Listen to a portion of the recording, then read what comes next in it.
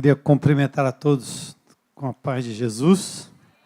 Meu nome é Armando, um discípulo de Jesus em processo de restauração em muitas áreas. E talvez nesses dias a área que mais se destaca é a vingança do cangaceiro.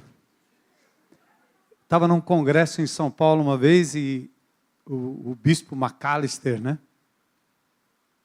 falou da sua linhagem nobre, a linhagem lá dos nobres da Inglaterra, da Escócia, E eu ia falar depois do painel, fiquei pensando, o que é que eu vou dizer?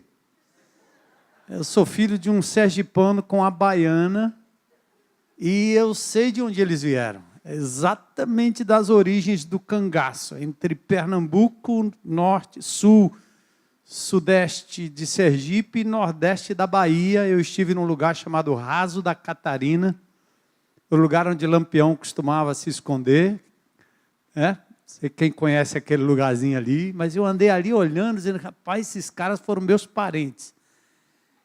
E dentre as heranças ruins que eu recebi na minha vida, a despeito da minha família ser uma família até equilibrada, era esse espírito de vingança, de busca da justiça com as próprias mãos. Tanto que durante a minha adolescência, por várias vezes eu parei a escola, fechei a escola, andava com a garrucha do meu pai, buscando vingança, e a que se salvou lá foi uma menininha evangélica, de saia comprida e cabelo comprido, que hoje é minha esposa, eu estou casado com ela há mais de 40 anos. Então ela está aqui para testificar que loucura era aquela. Mas viver num país onde a gente vive, só a graça e o amor e o poder de Jesus para nos frear e nos fazer, ao invés de uma cultura de guerra, de explosão, de ser um homem-bomba, às vezes com vontade de implodir as torres gêmeas de Brasília. Então eu preciso confessar que eu estou limpo só por hoje. Ontem eu estava assistindo o STF julgando aquela causa e aquele velho homem tentando dizer o que é que você vai fazer a respeito. Eu tive vontade de abandonar tudo e correr para Brasília, mas o Senhor Jesus é aquele que a cada dia vai mortificando o meu eu. Eu estou limpo, só por hoje, dessa explosão interior de querer fazer justiça com as próprias mãos. Mas o Senhor, além de me manter submisso e preso à cruz do Calvário com Ele, como disse Paulo, eu já estou crucificado com Cristo e vivo não mais eu, Cristo vive em mim. E essa vida de Jesus que me faz render a paz que a gente fala. Então, sou de carne e osso, entendo perfeitamente as lutas e as agruras da nossa sociedade e é por isso que eu estou aqui para introduzir. Aliás, o Nelson começou a falar aqui, eu disse, ele já leu meu esboço, então estava quase aqui como um Luther King. Eu tenho um sonho, Nelson? Eu tenho um sonho. E outra coisa, essa intimidade do CR é muito bom, porque nos nivela, a todos. Você tem aqui meninos nos abraçando, que poderiam estar hoje entregues ao tráfico. Aliás, eles estão rodeados pelos apelos diários do tráfico. E eles estão sendo resgatados porque Jesus chegou na frente, e tem dado a eles essa alegria de poder servir ao Senhor. Então, louvado seja Deus pela vida de cada um aqui, eu os cumprimento na paz de Jesus. E eu, como anfitrião, vamos dizer assim, fiz parte dessa vinda do CR para o Brasil, através de um encontro que eu tive com o Rick Warren em Chicago. Eu estava junto com o Bill Hybels, eu conheci o Rick Warren no momento de uma grande conferência, houve um alarme de incêndio, nós saímos para uma sala e eu tive ali um papo de talvez 15, 20 minutos com o Rick Warren, junto com o Bill Hybels, que nós estávamos juntos. Eu ia subir para um momento de oração lá na conferência no Summit. E depois de lá eu tive a oportunidade de conhecer a igreja passando por Saddleback, lá na Califórnia. E a oportunidade de rever o Rick Warren foi quando ele me falou desse programa. E saltou assim os meus olhos e ganhou meu coração, porque a gente vivia um pouco desse resgate do ser humano através da palavra de Deus, né? Da restauração, acreditar que é possível, né? Nós somos como essas latas, que eu estava olhando para as latas, essas latas aí, sou eu, certo? Que eu estava jogado num lixo qualquer, mas alguém decidiu que eu poderia fazer algum som que pudesse ajudar em alguma coisa, né? Então foi muito lindo, porque esse tem sido a tocada do ministério dessa comunidade, da Igreja Batista Central, e achamos no CR, no Celebrando a Restauração, um instrumento maravilhoso, que nos ajudaria de uma forma muito didática, muito simples, né? A exemplo do que o AA faz mundo afora, trazer essa ferramenta poderosa de restauração para a vida de muitas pessoas. Mas aí eu quero focar aqui no tema, né? Paz sem vós não é paz. Achei interessante a temática. Paz sem vós não é paz.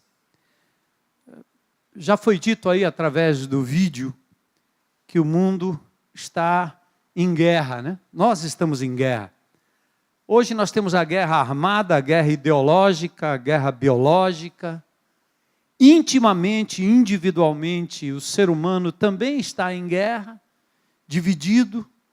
Seu corpo briga com a sua alma, seu espírito briga com a sua emoção e sua alma, e assim o ser humano está em guerra.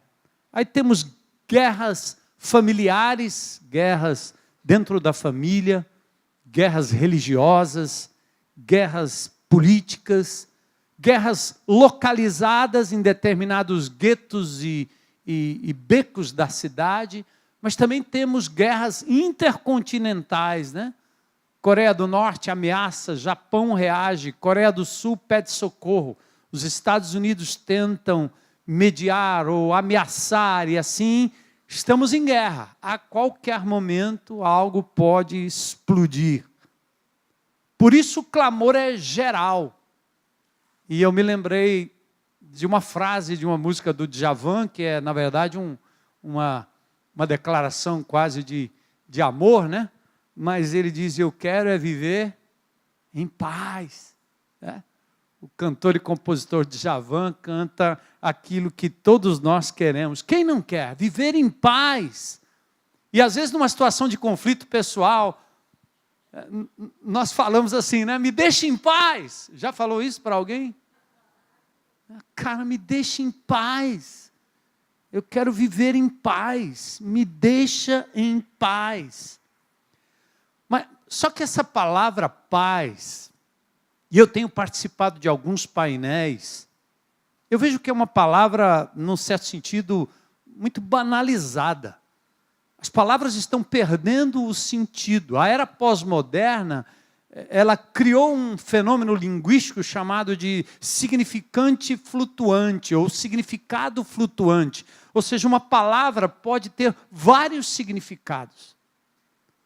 O pós-modernismo nos remete à chamada era da pós-verdade. Já não importam mais os absolutos. Não importa mais a verdade. São verdades da perspectiva de cada um. E aí nós vamos vivendo esse caos, né? Essa coisa disforme, confusa.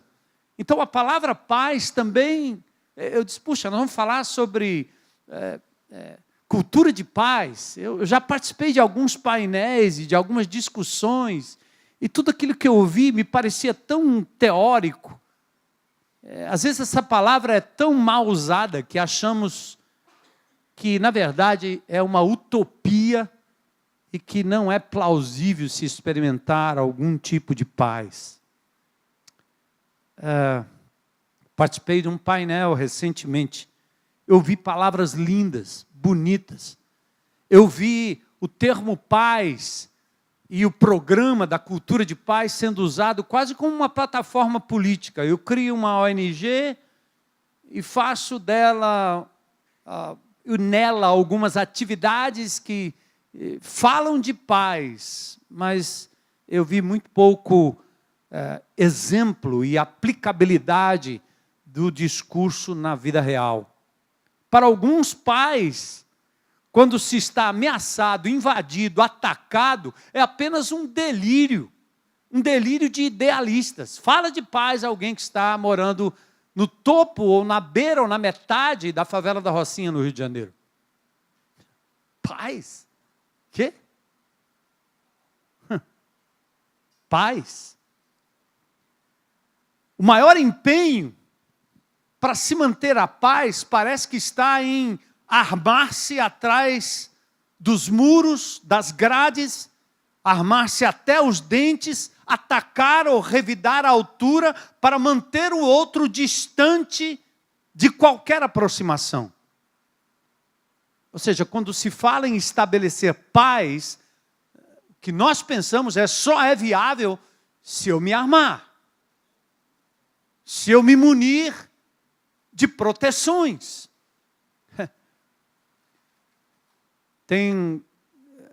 Faço parte de um condomínio, num lugarzinho aí no interior do Rio Grande do Norte, que é um lugar onde as pessoas fizeram ali um grupinho de casas ao redor de uma lagoa, tudo aberto, tudo tranquilo.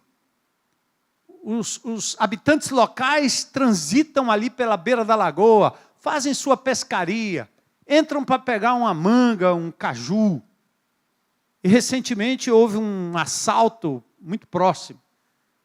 E logo os moradores se reúnem e nós temos que fazer uma cerca e colocar cerca elétrica, e nós temos que levantar os muros, e pegado ao condomíniozinho tem uma comunidade bem carente. E agora a companhia de água decidiu fazer um muro para dentro da lagoa e os habitantes locais não podem mais transitar ali. E eles estão agora perturbados porque alguém foi assaltado num outro condomínio, não sei aonde, e ali agora nós estamos em pé de guerra. E a única maneira de se estabelecer a paz é gastando dinheiro com cercas, muros, eletricidade, cães. Caramba! E eu estou dizendo, não, gente, não. Eu não sei quando é que eu estou indo aí, não. Mas a próxima vez que eu for nesse lugar, eu quero ir de casa em casa, inclusive na casa daqueles que assaltaram aquele indivíduo, para ir lá falar do amor de Deus, para ir lá levar um presente para aquele assaltante, dar um abraço nele, abrir uma porta no muro para que as crianças continuem passando. Mas, para manter a paz, você levanta muros, não é não? Aconteceu na IBC, vocês se lembram? Essa igreja que sai do centro da aldeota, vai para um bairro pobre, um lugar de assalto, de gangues, um lugar de distribuição de carga roubada. E eu tinha ali um arsenal de indivíduos, representantes do Exército, da Polícia Federal, da Polícia Civil, gente da agência de inteligência, todos ali ao redor, e eu na minha índole militar. Quando eu vejo aí os nossos soldados, né? Representantes aí da paz, homens ligados à ONU, que estão aqui entre a gente. Aliás, eu peço uma salva de palmas para eles. Eu logo pensei, não, nós temos que montar aqui um exército, vamos botar aqui um negócio e ergue um muro bem alto, até que o Senhor falou ao meu coração através de um irmão simples, em Zacarias capítulo 4, Deus dizendo assim, eu serei um muro ao redor da tua tenda. Então, ao invés de um muro, nós vamos fazer portão para o povo entrar. Nós vamos amar com o amor de Jesus. Estabelecer a paz de uma forma diferente. E eu nunca vi uma propriedade com talvez 600, 1.200, quase 2.000 metros de muro pintado, sem ser pichado, sem ser quebrado, sem ser destruído, porque aquela comunidade composta de gente de bem e de gente do mal, se você pudesse assim dizer, respeita o fato de que ali é um lugar de paz, porque a paz foi estabelecida na base do amor, da aproximação, da conversa, do tratar o outro como gente. A nação de Israel vive mais ou menos dessa mesma forma. Você anda pelas ruas de Israel, eu tive o privilégio de anos atrás de estar ali, parte em uma excursão, levando pessoas, mas parte saindo do meu próprio quarto de hotel, botando um boné estilo árabe, deixando a barba crescer, e fui andar lá no meio do povo. E você vê jovenzinhos de folga, namorando, dando a mão para a namorada, cada um portando uma metralhadora, um fuzil, porque essa é a forma de manter segurança em Israel. A qualquer momento você pode ser atacado, e é verdade. Mas olha como se mantém paz.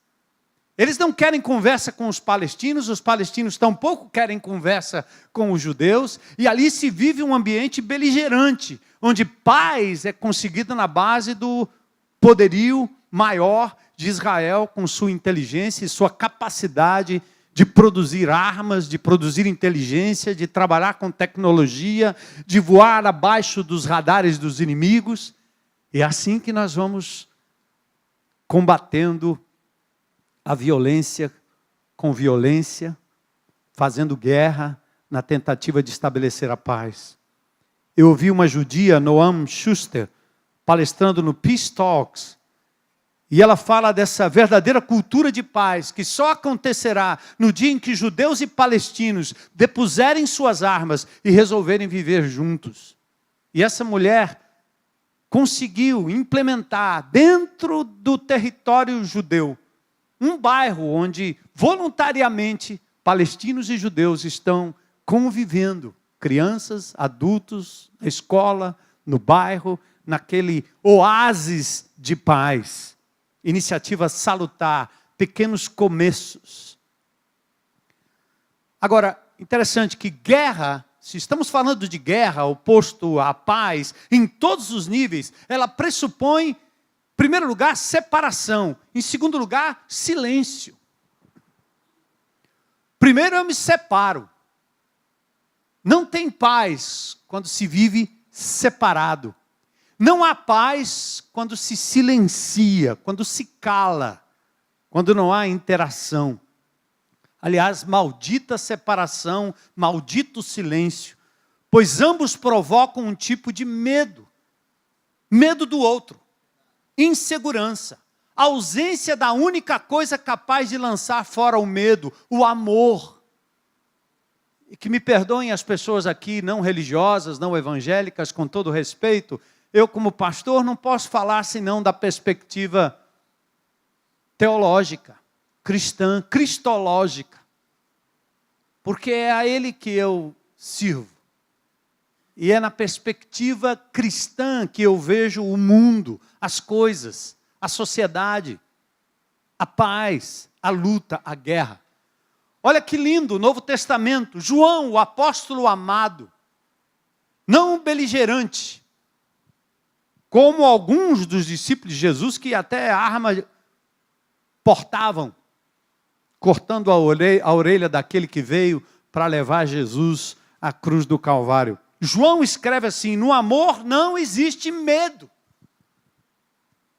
Ou seja, quando você se sente amado e é capaz de amar, o medo vai embora. Basta um olhar, basta um sorriso, basta um abraço. Basta uma demonstração de amor. E amar, biblicamente falando, é servir. Amar não é gostar de um objeto que me traz prazer. Amar não é gostar daquilo que me faz bem. Amar não é querer aquilo que não me perturba. É o contrário. Amar é amar o defeituoso, é amar o errado, é amar o que lhe ofende, é amar o inimigo, amar o que lhe incomoda, amar o diferente. Esse é o amor de Jesus. E a paz ela é estabelecida exatamente aí, quando o amor afasta o medo e se aproxima. A Bíblia diz ainda aqui em João texto lindo, 1 João 4,18. No amor não há medo. Pelo contrário, o perfeito amor expulsa o quê? O medo. Porque o medo supõe castigo. Aquele que tem medo não está aperfeiçoado no amor. O conflito pessoal, corporativo, continental, nos separam uns dos outros. Levantamos muros de concretos, grades de ferro, paredes de concreto, promovemos a estratificação social. Porque essa é a tática do inimigo, é nos dividir. Hétero versus homo. Tradicionais versus liberais. E aí nós vamos. Fortaleza versus Ceará. Guerra de torcidas. Não é não? Nós não conseguimos conviver em paz. Porque o que se promove é a divisão. Não somos esportistas. Somos idólatras, mas beligerantes, capazes de querer o mal do outro só porque usa uma camisa diferente. Ridículo. Graças a Deus nós temos um apóstolo da paz tentando fazer alguma coisa aí no meio desse grupo. Inclusive o Bate-Lata esteve num jogo de futebol de um dos grandes times aqui, lá no Presidente Vargas, exatamente cantando o hino nacional, e irmãos estavam lá na entrada do estádio, abraçando aqueles torcedores de torcidas organizadas, que entraram ali com a beligerância para atacar alguém, e receberam abraços, abraços e mais abraços. Aleluia, né? Ei, essa cultura de paz funciona, tá certo? Essa aí funciona. Então, o conflito pessoal corporativo nos faz levantar os muros. Passamos pelo outro lado da calçada, com medo. Fechamos os ouvidos. Desviamos os olhares como forma de nos mantermos longe uns dos outros. Somos incapazes de interagir, interdepender, amar e experimentar a tal da cultura de paz. E aqui, para não ficar uma coisa muito teórica, eu não estou falando aqui de grandes movimentos, de grandes nações, de torcidas, não. Eu estou falando do seu vizinho. Eu estou falando daquilo que acontece no meu e no seu coração. Quando nós estamos em guerra com alguém, a gente não olha, a gente muda o rumo, a gente passa pelo outro lado da calçada. Mesmo na igreja, mesmo na comunidade, mesmo na hora da adoração. Nós preferimos não falar com aquela pessoa, com aquele irmão, porque temos uma querela, temos um problema qualquer, temos uma dificuldade, alguma coisa aconteceu, e você está ali estabelecendo uma cultura de guerra ao invés de uma cultura de paz, e querer levantar a bandeira para obras maiores, quando você não é capaz de lidar com as menores, não faz sentido. Não faz sentido. Outra coisa linda que eu estava percebendo aqui, só nessa chamada, né? Guerra em todos os níveis pressupõe separação e silêncio. E guerra e paz, elas acontecem exatamente na esfera dos relacionamentos. Encarna aí, meu. Põe o pé no chão. Porque isso aqui não é uma teoria qualquer. Esses dias nós estamos falando na igreja sobre o que é ser uma igreja de relacionamento, uma comunidade de relacionamentos, não uma comunidade de eventos. As favas com os eventos. Nós evangélicos somos super acostumados, expert. Nós somos os craques em promovermos eventos, inclusive cultos. E o culto, o momento do pastor pregando, o povo reunido num tal lugar, parece que é o ápice da glória e da presença de Deus. Quando na verdade não é assim, nunca foi assim. O meu Jesus, o Jesus da Bíblia, nunca agiu desse jeito. O ápice do culto a Deus e da comunhão do Senhor é um Cristo capaz de tocar um cego, um leproso, uma prostituta, de andar cercado por pessoas que eram consideradas naquela época de maus elementos. É esse cristianismo que nós precisamos incorporar para que o Brasil, para que o estado do Ceará, Fortaleza, para que as pessoas comecem a compreender que é possível uma cultura de paz na pessoa do Senhor Jesus Cristo. Cultura de paz não é termos um local onde as nossas ovelhinhas vão se reunir. E ali tem paz. Tem paz sim, porque ninguém está falando um com o outro. Na IBC, na nossa tenda, nós temos os irmãos que sentam lá dominicalmente, olha para a nuca um do outro, encosta o ombro quando dá. Quando o louvor começa, eles viram anjos, porque no estacionamento eles são capazes de matar o Flávio, que já morreu. De desgosto. Porque o carro não está estacionado do jeito que queriam, porque não foi lhe dada a atenção e o lugar, e aí a guerra é implementada nesse nível.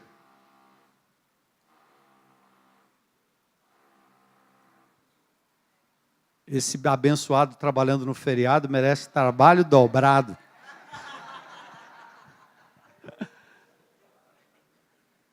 Então entenda aqui, guerra ou a cultura de paz, ela acontece na esfera dos relacionamentos. Estamos interligados, interrelacionados, como diz o texto bíblico, 1 Coríntios 12, 26, quando um membro sofre, todos sofrem. Quando um membro é honrado, todos os outros se alegram com ele. 1 Coríntios 12, 26. Eu estive num desses painéis recentemente, e eu tive o privilégio de sentar ao lado de uma monja budista. Pensa, o evangélico protestante do lado da monja. Eu não sabia nem como abraçar a monja direito. É para beijar, não é para beijar, para abraçar, dou a mão. É estranho, né? Que a pessoa se veste de uma forma, né, diferente. Mas é todo respeito, admiração, né? Eu gosto de conversar com esse pessoal e ver o que é que vem de lá de conteúdo, o que é que eu posso aprender, não é verdade? Somos, na verdade, criaturas do mesmo Criador. Qualquer que seja a religião, o que fala de ética, o que fala de bem, o que fala de graça, é aquilo que Deus coloca no coração das pessoas. Senão o mundo seria uma loucura, já teria explodido tudo. Você pensa que coisa boa só tem no meio evangélico? Negativo. Até os que negam a existência de Deus não deixam de ser criaturas de Deus com índole divina. Aí a monja estava falando ali do meu lado.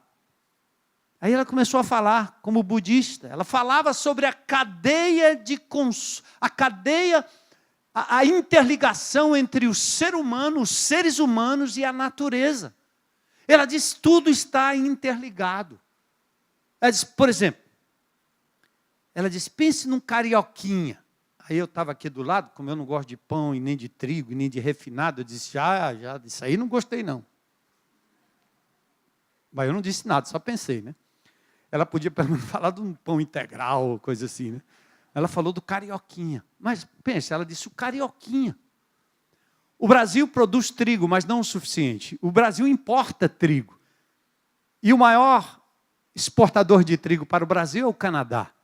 Então você imagina, você está comendo um carioquinha, alguém no Canadá foi família, cresceu, plantou, regou, colheu, processou, separou, embalou, transportou, alguém recebeu, entendeu? Olha a cadeia de pessoas que estão ligadas àquilo que você é e àquilo que você faz. Teu óculos, tua roupa. Nós estamos interligados. Eu achei aquilo muito lindo. Depois eu teci um elogio a ela no final e mencionei um texto bíblico. Nesse sentido, guerra é a quebra das relações interpessoais e a paz é o reatar dessas relações que possibilitam que as virtudes ligadas ao amor possam fluir entre nós. Mesmo quando você sofre interiormente seus conflitos, sua depressão, sua doença, aquelas doenças emocionais, doenças tão típicas dos nossos dias, que afetam inclusive as crianças. Pensem, essas doenças não surgem do nada. Geralmente tem a ver com relacionamentos quebrados, palavras malditas, guerra dentro de casa, má compreensão, discriminação, violência, sempre causado por alguém. Ou você causou em alguém, ou alguém lhe causou alguma coisa. Olha que interessante, tanto a guerra quanto a paz estão ligadas aos relacionamentos. Por isso que Paulo diz, nenhum de nós vive apenas para si, e nenhum de nós morre apenas para si. O cristianismo é mais do que um dogma, é uma fé relacional. Quando nós estamos tentando dizer à igreja de Jesus que se relacionar com pessoas, crentes, não crentes, amigos, não amigos, inimigos, é o coração da igreja, é a essência da igreja, as pessoas não entendem, porque elas querem programas, espetáculos, gurus, incorporadores de uma mediação ridícula, porque ninguém detém o poder único de se religar ou de se ligar a Deus. O verdadeiro líder é aquele que mostra às pessoas que a religação é possível em todo e qualquer lugar, através da pessoa do Senhor Jesus Cristo. Todos têm acesso, em igual modo, em igual porção. Mas a gente, quando fala isso, as pessoas não acreditam. O cristianismo é mais do que um dogma, é uma fé relacional, capaz de substituir o estado de guerra, de conflito e alienação por uma verdadeira cultura de paz. O Cristo, ou em Cristo, nós ganhamos a esperança. Em Jesus é possível materializar a paz. Eu posso buscar a paz, eu posso viver em paz e posso ser em Jesus um promotor da paz. É muito lindo isso. A ineficácia do movimento cristão dá-se quando estruturas, ritos, dogmas assumem o lugar do movimento relacional. Por isso temos um rastro de sangue deixado pelas guerras e pelas lutas em vários países, a exemplo das cruzadas. Lembram? Quando a igreja se envolveu em conquistas territoriais, quando a igreja se envolveu em conquistas de lugares sagrados, ridículo, como se Deus só se manifestasse em Jerusalém. Como tem crente que faz excursão para ser batizado no Jordão, porque acha que é melhor do que a água do rio Cocó.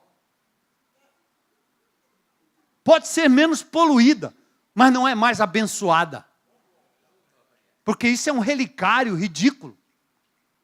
A vez que eu fui para Israel, uns irmãos vinham comigo, agora eu vou ser batizado no Rio Jordão pelo pastor Armando, o bispo. Disse, meu irmão, eu disse logo, eu sou capaz de mergulhar com você no Rio Jordão 200 vezes, mas eu vou lhe batizar no Rio Cocó. Se não quiser, estou fora. Percebe? Porque nós começamos a transformar o cristianismo em instrumento da presença de Deus, da possibilidade de pacificação e de se viver cultura de paz, em cima de ritos, em cima de programas, e não de relacionamentos. Entendem? Relacionamento. Gente com gente. Esta é a essência. Senão nós vamos produzir isso que as cruzadas produziram. 8 cruzadas violentas, na tentativa de retomada de Jerusalém das mãos dos árabes, a última em 1270, ou das milícias cristãs, ainda hoje na Assíria, formadas para proteger vilas cristãs no norte da Síria de ataques de Estado Islâmico e de outras facções rebeldes. Contudo, a essência dos ensinos e do exemplo de Jesus, o príncipe da paz, nos faz compreender a razão das guerras, mas acima de tudo nos introduz e encaminha a uma consolidação real e verdadeira da cultura de paz. Paz sem voz não é paz, pois o silêncio separa, divide, exila, isola, exclui e propicia quebra de relacionamento e consequente estado de guerra. Você pode estar na mesma igreja, no mesmo lugar, louvando o mesmo Deus, cantando os mesmos hinos, mas em estado de guerra. Porque você se recusa a se relacionar. Quando muito você se relaciona com seus parentes. Conheço evangélicos, crentes em Cristo Jesus, que eles só servem na igreja se tiver o filho e a filha envolvida no negócio. Já ouvi vários recados de pessoas dizendo, eu vou lá levar meu filho para aquela igreja da tenda para misturar com aqueles meninos, filhos de traficante.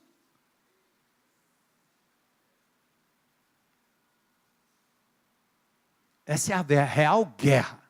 É quando eu excluo, me isolo.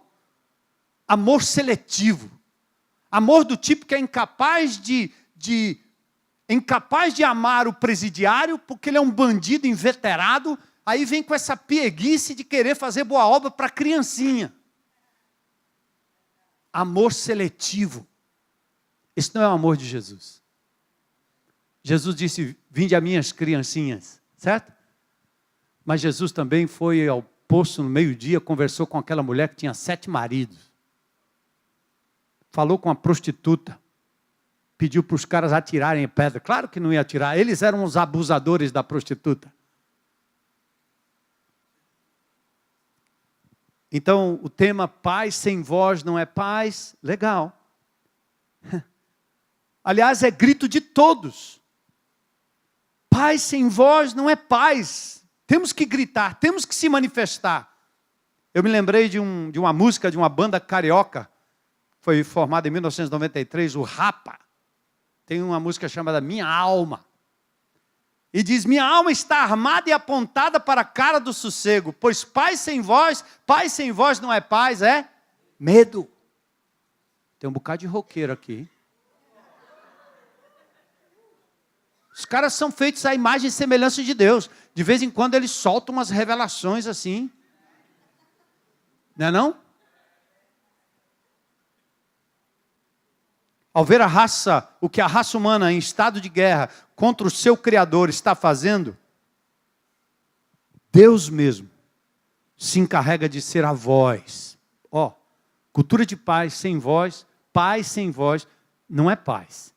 E é interessante que na história bíblica, quando Deus encontra o homem completamente alienado, adoecido, mortificado por suas más escolhas, Deus se encarrega de restabelecer o caminho da paz, falando com o ser humano decaído.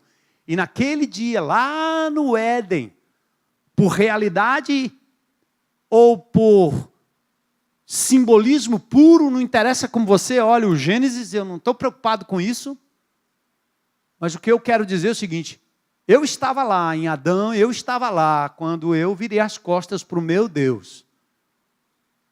Me tornei inimigo, mas foi a voz dele que me trouxe de volta, que estabeleceu a verdadeira cultura de paz, deixando para mim um exemplo. Onde havia diálogo e comunhão, vieram o silêncio e o medo. Adão disse, eu tive medo, por isso eu me escondi. E é isso que nós fazemos. Quando a guerra se estabelece no nosso interior, a gente não abre, a gente não fala, a gente não põe para fora. A gente tem medo, medo da censura, medo da culpa.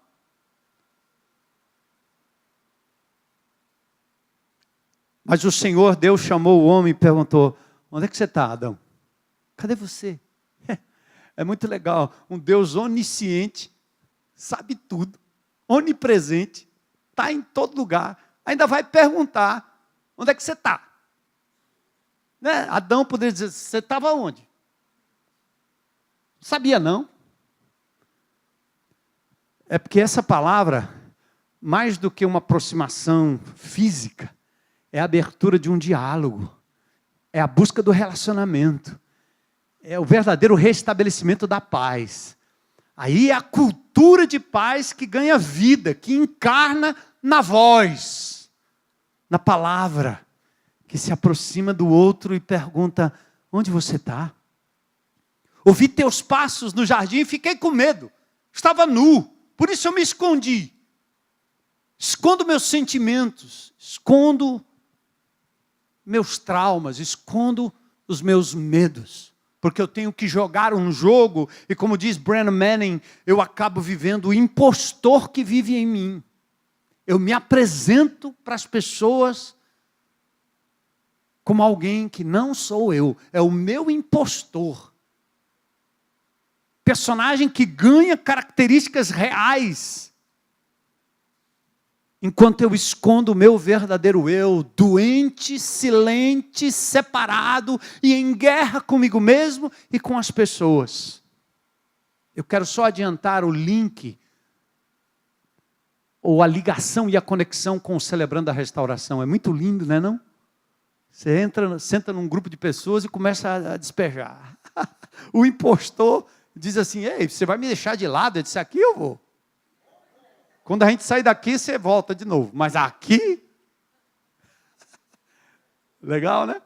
Pense num métodozinho interessante que mata impostor. Deus falou, aleluia.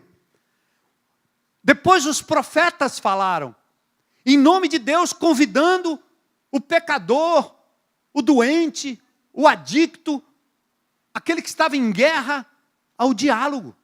Porque paz sem voz não é paz. Ele diz assim, Isaías 1,18, venha, vamos refletir juntos, diz o Senhor. Embora os seus erros, seus pecados sejam terríveis, vermelhos como escarlate, eles se tornarão brancos como a neve. Embora sejam rubros como púrpura, eles vão se tornar como a lã. E aí o Velho Testamento todo, os profetas falando e chamando o povo ao diálogo com Deus, ao arrependimento, a uma mediação de paz, ou a mediação do conflito para se estabelecer a paz. Deus toma a iniciativa para que o homem possa se religar a Ele, se reconciliar com Ele. E depois na história, a coisa linda, gente, olha o tema que vocês me deram, paz sem voz não é paz. Claro, porque o Deus Todo-Poderoso que se manifestou lá no Éden, falando com o homem pessoalmente, depois quase impossível, porque ele falava através de mediadores, dado o estado pecaminoso do homem, dado a sujeira do ser humano. Mas o que Deus faz? No seu infinito amor, o verbo, o logos, se faz gente como a gente. Cara, Deus não só fala, mas a palavra encarna. Jesus é a voz da paz em pessoa, é a voz ambulante. Ele é o microfone divino andando no meio da gente. É o alto-falante de Deus, é o megafone divino. Você pode tocar, pode ver, pode entender, por exemplo, não só por palavras. Glória a Deus. Aquele que é a palavra se torna carne. João 1,14. E diz também em outras versões, o verbo se fez carne e habitou entre nós, tabernaculou entre nós, armou sua tenda entre nós. E para introduzir Jesus, veio um cara chamado João. E João, aqui também tem uma dica que foi para o meu coração, eu quero compartilhar com vocês, porque é algo que toca muito minha própria vida pessoal. Eu sei que eu sou capaz de ter orgulho, de querer buscar a fama, ter o nome, me projetar. Televisão, várias igrejas, com o nome, meu retrato, é o novo, né? Retrato. No outdoor, o livro. Ah, isso é bom demais.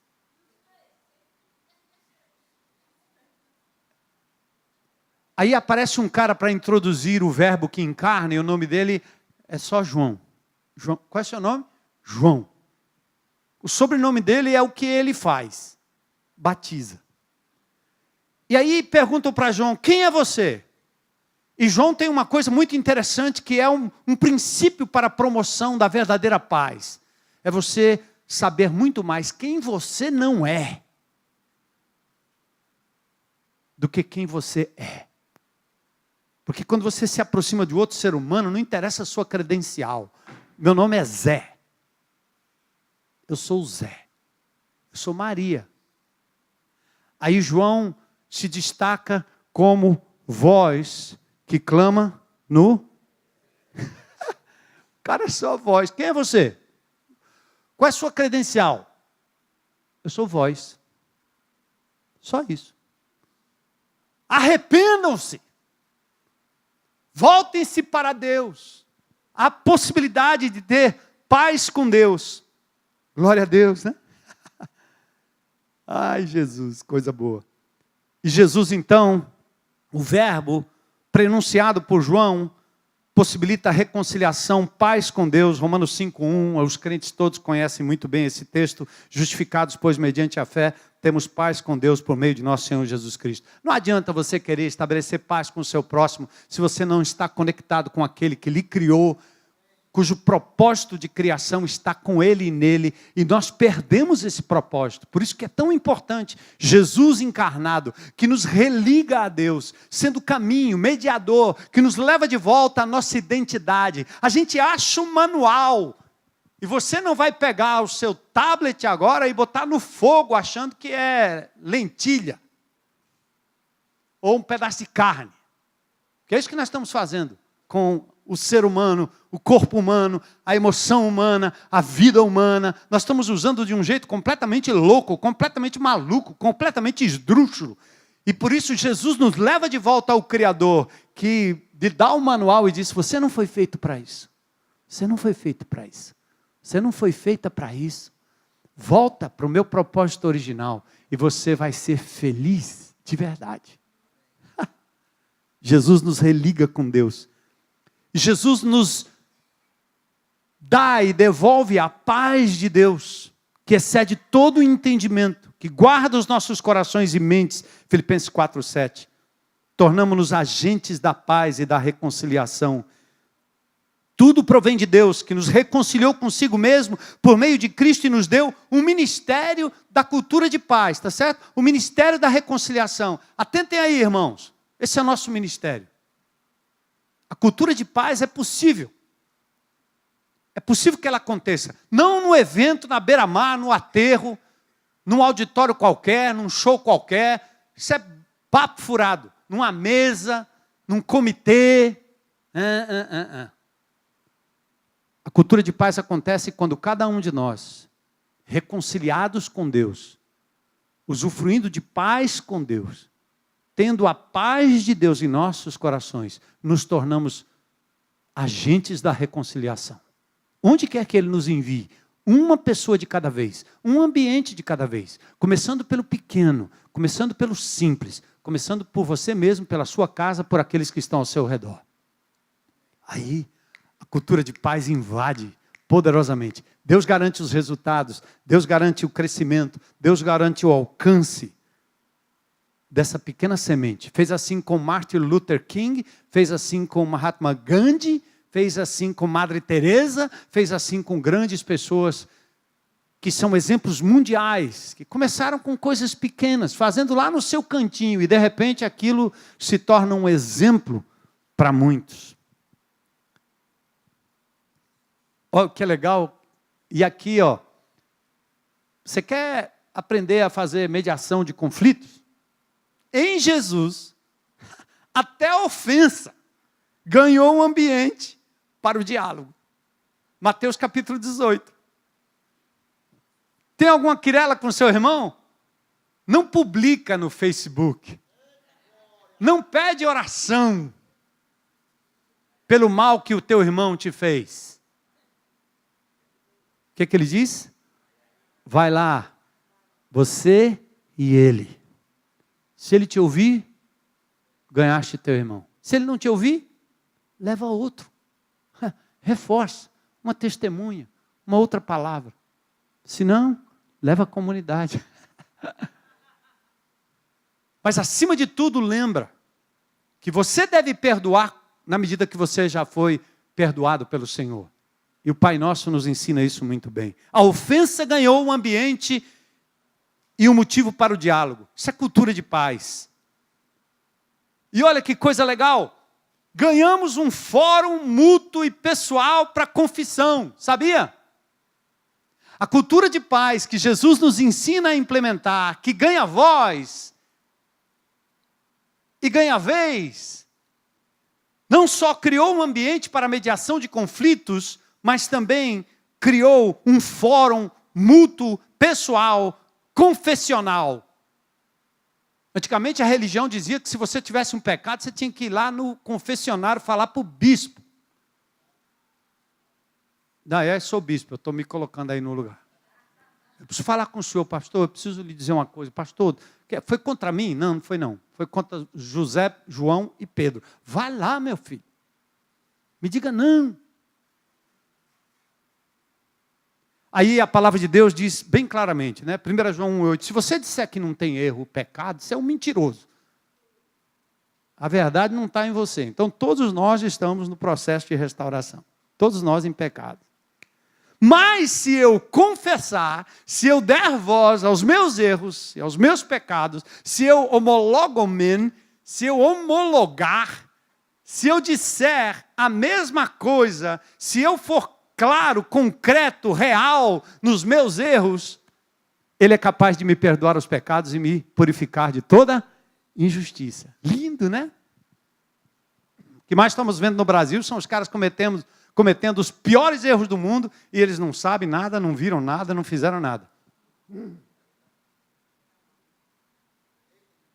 E o crente aprende nas orações em público: Senhor, perdoa todos os nossos milhares de pecados. Não é não? O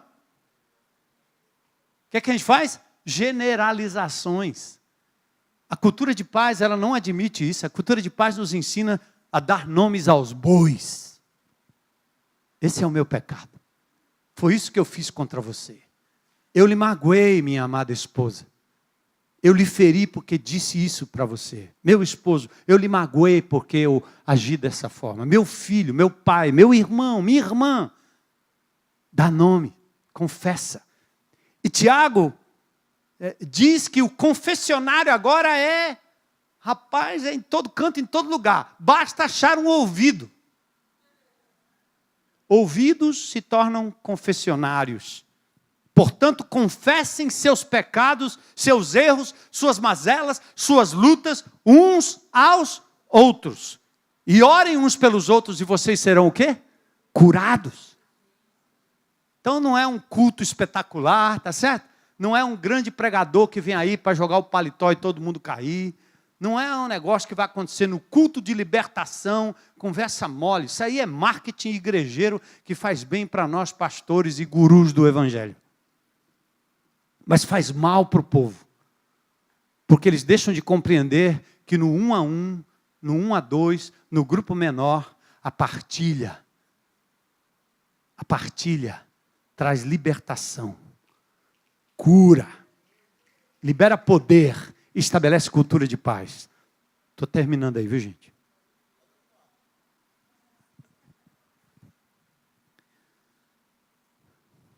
Paz sem voz não é paz, pois o silêncio separa, divide, exila, isola, exclui e propicia quebra de relacionamento e consequente estado de guerra. Na cultura de paz, nós temos a base cristã, que nos dá o direito de falar sem censura, sem discriminação, sem sermões, e a voz ganha vez, enquanto celebramos a mútua restauração. Eu vou zerar no CR, né? Lugar onde a voz da partilha ganha destaque. E a paz pode ser restabelecida nos relacionamentos com Deus, consigo mesmo, com o próximo, com a natureza, que é a moldura da criação. Como a paz é quebra de relacionamento com Deus, com o próximo, o restabelecimento da paz tem que vir por meio do relacionamento. E isso exige comunicação, voz. Eis que surgiu o CR, né? Termina aqui. O John Baker, um alcoólatra que começou sua restauração num grupo de AA, resolveu implementar a metodologia para grupos de cristãos e com base nas 8 beatitudes, ele cria com o Rick Warren o material do CR. Lindo. Eu não sei quantos de vocês têm implementado o CR na sua comunidade. Mas deixa-me chamar a atenção de uma coisa. CR não é um programinha feito na quarta noite, sexta noite, para um bando de doidinho, adicto, drogado. Não vai funcionar, e não tem funcionado Brasil afora, onde eu tenho caminhado, onde o cara diz, eu quero esse programa aí. O que ele quer esse programa aí? Ele quer esse programa aí para poder atingir os doidinhos, alivia a consciência, que eu também estou ministrando para os caras doidos aí, drogados. E talvez o meio de eu trazer gente para o rebanho, ora a motivação mais doida e esdrúxula. Deus não pode abençoar uma coisa dessa. Qualquer líder de qualquer comunidade, quando ele quiser trazer o programa dos 8 passos, ele tem que compreender primeiro o valor, o princípio. E primeiramente aplicar a sua própria vida. Em segundo lugar, fazer com que toda a comunidade viva o valor da restauração. Não só meia dúzia de pessoas num cantinho. Porque aí sim nós teremos uma cultura de paz, numa comunidade de paz. Então aqui, a cultura de paz permeia qualquer igreja, qualquer comunidade, onde o CR não se torna apenas um programinha isolado, mas um valor que permeia todos os relacionamentos e atividades do corpo de Cristo. Amém? Então, irmãos, batalhar em prol da cultura de paz pode ser mais difícil do que promover uma guerra. Certo?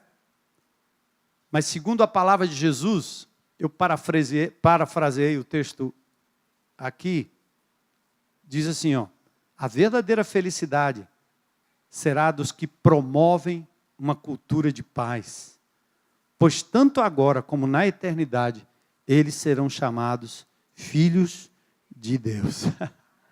Aleluia, né? Amém, amém, amém. Então, eu quero agradecer o privilégio, né, de poder colocar para fora essas reflexões e me lembrar de uma coisa interessante também. Eu tenho visto isso, né? Quando você tem um Facebook, né? E você posta lá um versículo bíblico com a interpretação assim, bem espiritual, aí você tem 1 milhão de likes. Aí você denuncia que tem uma criança com hidrocefalia num município do nosso estado, abandonada, caquética, parecendo aquelas crianças da Biafra. Ou quando você denuncia aquilo que estão fazendo com a moral cristã, com a família de cristã, aí tem meia dúzia de likes. Porque não é espiritual, né? Provérbios 31:8 diz que você deve ser a voz de quem não tem voz. A igreja precisa ser voz de quem não tem voz. Por todos os contras e prós de Madre Teresa de Calcutá, foi exatamente o que ela fez. Ela pegou o resto do resto de Calcutá e acolheu. O resto do resto. O pastor Martin Luther King fez a mesma coisa.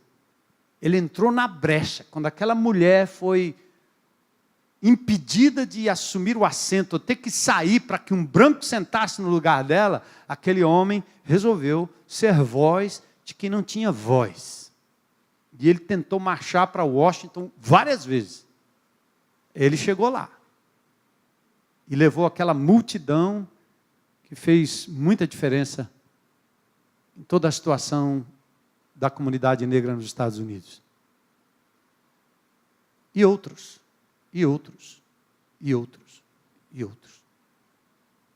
Então nós precisamos criar consciência de que o nosso evangelho ele tem que ser encarnado. E que a cultura de paz ela acontece no nível pequeno individual dos relacionamentos. E que nós temos que ser voz de quem não tem voz. Porque eles estão em guerra. Não adianta você olhar para as fotos lá, não sei de onde, porque aqui morre mais gente do que morre na Síria. Está a maior guerra lá. Morre mais gente aqui do que morre lá. Estamos em guerra. E nós temos em nós o ministério da reconciliação. Nós temos em nós o poder superior que é Jesus Cristo, o príncipe da paz, que nos religa com Deus, que nos faz experimentar a paz, nos dá o privilégio de sermos portadores e agentes da reconciliação e da cultura de paz. Deus abençoe você.